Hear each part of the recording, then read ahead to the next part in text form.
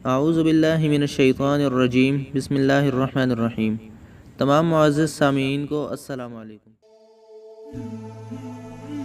مدرسہ نظامیہ کا صحن کھچا کھچ بھرا ہوا تھا۔ شگفتہ لب، بلند پیشانی، کشادہ سینے، نورانی رخساروں، روشن چہرے اور بڑی پرنور ریش مبارک والا ایک واعظ ممبر رسول پر بیٹھا واعظ فرما رہا تھا۔ متعدد لوگ بیان حسنہ ضبط تحریر میں لا رہے تھے۔ بے شمار لوگ واعظ کا ایک ایک بیان دل کی گہرائیوں میں نقش کرنے میں مصروف تھے اور کئی ایک زارو قطار رو رہے تھے۔ واعظ نے جب کہا، صاحبوں، احکام الہی پر کاربند ہو جاؤ، کاہل اور سست بن کر بیکار نہ پڑے رہو، مبادا تمہارا رب تمہیں مبتلائے عذاب کر دے۔ رسول اللہ صلی اللہ علیہ وآلہ وسلم کا ارشاد عالیہ ہے کہ جب بندہ عمل میں کوتاہی کرتا ہے تو اللہ تبارک و تعالیٰ اسے فکر میں مبتلا کر دیتا ہے، ان چیزوں کی فکر میں جو اس کے مقصوم میں نہیں، اہل علم کی فکر میں، بیوی بچوں کی تکلیف میں، اولاد کے نافرمان بن جانے اور بیوی کے ساتھ باہم نفرت ہو جانے میں۔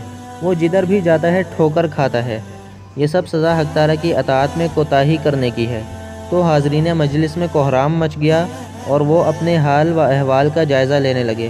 ان کی نگاہوں میں وہ زمانہ گھوم گیا جب ملت اسلامیہ فرقہ بندیوں کی زنجیروں میں جکڑی ہوئی تھی۔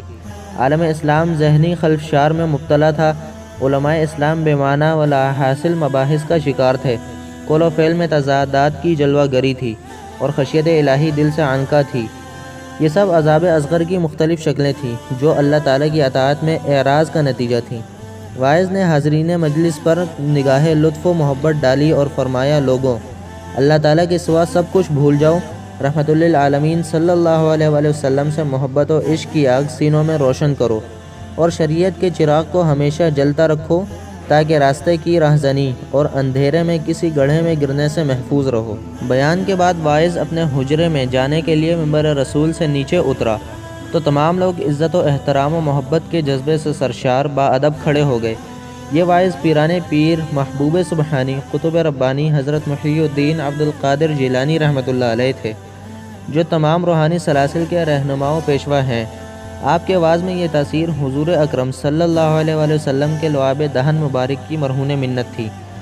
14 شوال 521 ہجری، وقت دوپہر، آپ آرام فرما رہے تھے کہ محبوب کبریا صلی اللہ علیہ وآلہ وسلم کی زیارت خواب میں ہوئی۔ ارشاد فرمایا، عبد القادر، تم لوگوں کو واعظ و نصیحت کیوں نہیں کرتے؟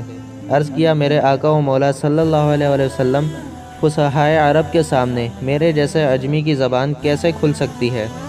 اس پر آقا دو جہان صلی اللہ علیہ وآلہ وسلم نے اپنا لعاب دہن مبارک آپ کی زبان مبارک پر لگایا اور فرمایا، جا کر واعظ کرو۔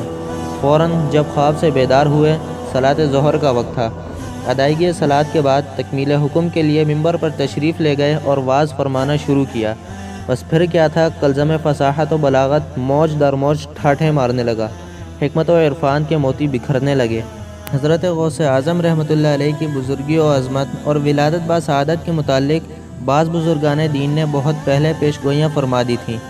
ایک دن حضرت جنید بغدادی رحمۃ اللہ علیہ اپنی خانقاہ میں بحالت مراقبہ بیٹھے تھے کہ سر مبارک اٹھا کر فرمایا کہ مجھے عالم غیب سے اطلاع ملی ہے کہ آج سے 200 سال بعد جیلان کے اندر غوث اعظم پیدا ہوں گے، جن کا اسم پاک عبد القادر، لقب محی الدین ہوگا اور ان کا قدم ہر ولی کی گردن پر ہوگا۔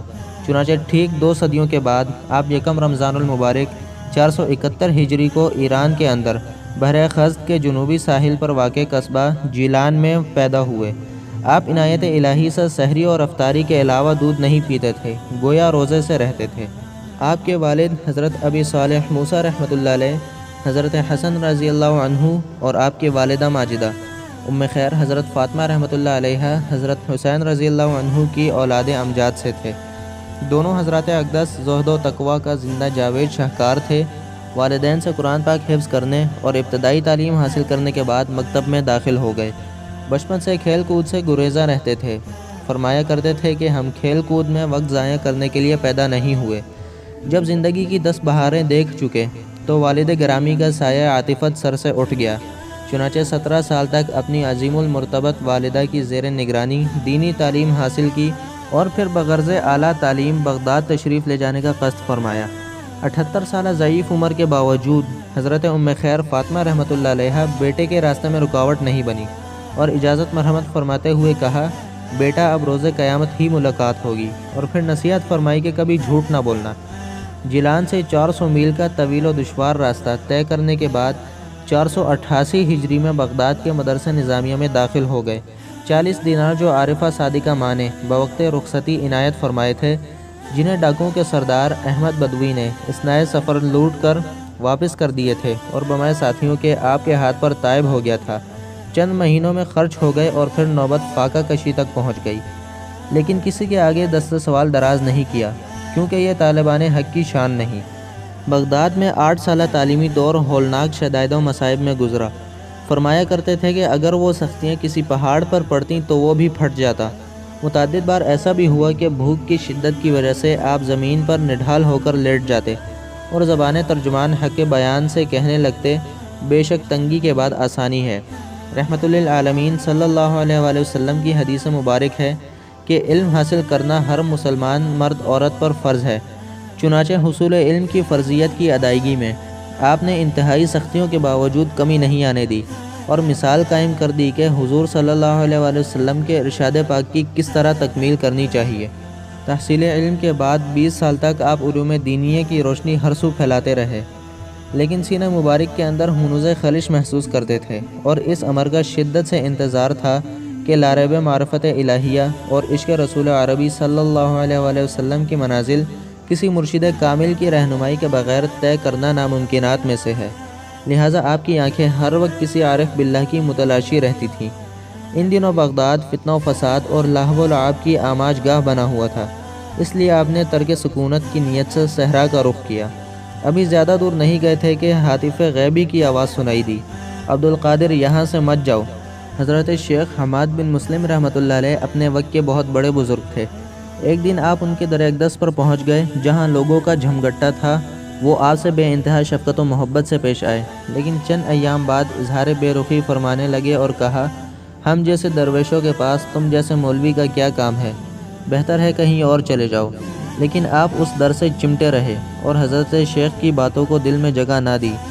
دوسرے لوگ بھی حضرت کی تقلید میں آپ سے ناپسندیدہ برتاؤ کرنے لگے تو آپ نے فرمایا، نادانو، تم کیا جانو ان قریب عبدالقادر آفاق ہدایت بن کر تمام عالم میں چمکنے والا ہے۔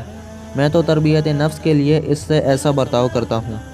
تزکیہ نفس کے ہم آہنگ معرفت الہیہ اور آتش عشق رسول صلی اللہ علیہ وآلہ وسلم روز سینے میں فروزاں ہوتی چلی گئی۔ اب کسی کروڑ چین نہ تھا۔ عبادت و ریاضت و مجاہدہ میں شب و روز مصروف رہنے لگے۔ بسا اوقات ایسا ہوتا کہ حالت محویت و مشاہدہ حق میں لوگ آپ کو مردہ سمجھ بیٹھتے، کفن دفن کا انتظام کرنے لگتے تو آپ کلمہ طیبہ پڑھتے ہوئے اٹھ کھڑے ہوتے تھے۔ اکثر بعد عشق الہی میں سرشار عراق کے جنگلات کی طرف نکل جاتے اور کئی روز تک گھومتے پھرتے رہتے۔ اسی طرح کئی سال بیت گئے۔ عشق و محبت کی آگ جوالا مکھی بن چکی تھی۔ آخری چلے میں آپ نے عہد کیا کہ اس وقت تک کچھ نہ کھاؤں گا جب تک کوئی خود آ کر اپنے ہاتھ سے نہ کھلائے گا۔ مسلسل 40 روز بغیر کھائے پیے گزر گئے۔ بالآخر بغداد کے مشہور صاحب طریقت بزرگ قاضی القضاء حضرت ابو سعید مخزومی رحمۃ اللہ علیہ تشریف لائے اور آپ کو اپنے دست مبارک سے کھانا کھلایا۔ فرماتے ہیں کہ جو لقمہ میرے منہ میں پہنچتا تھا اس سے میرے دل میں نور معرفت پیدا ہوتا تھا۔ اس کے بعد آپ نے حضرت ابو سعید مخزومی رحمۃ اللہ علیہ کے دست حق پر بیعت کی۔ تزکیہ نفس کی منازل پہلے ہی طے ہو چکی تھیں۔ خرقہ ولایت زیب تن فرمانے کی دیر تھی کہ انوار و تجلیات کے سمندر امڑ پڑے۔ سیدنا غوث الثقلین حضرت عبدالقادر جیلانی رحمۃ اللہ علیہ شریعت محمدی کے علم بردار اور کلزم طریقت و معرفت کے مایہ ناز غواص تھے۔ وہ ہمیشہ باوضو رہتے تھے۔ صلاۃ با جماعت کبھی قضا نہ ہوئی تھی۔ 40 سال تک عشاء کے وضو سے فجر کی نماز ادا کی۔ ہمیشہ روزے سے رہتے تھے۔ کسی غریب پر امیر کو ترجیح نہ دیتے تھے۔ نہ توانوں، نہ داروں، غربا اور مساکین کے ساتھ نشست و برخاست رکھتے اور ان کی دلجوئی فرماتے رہتے تھے۔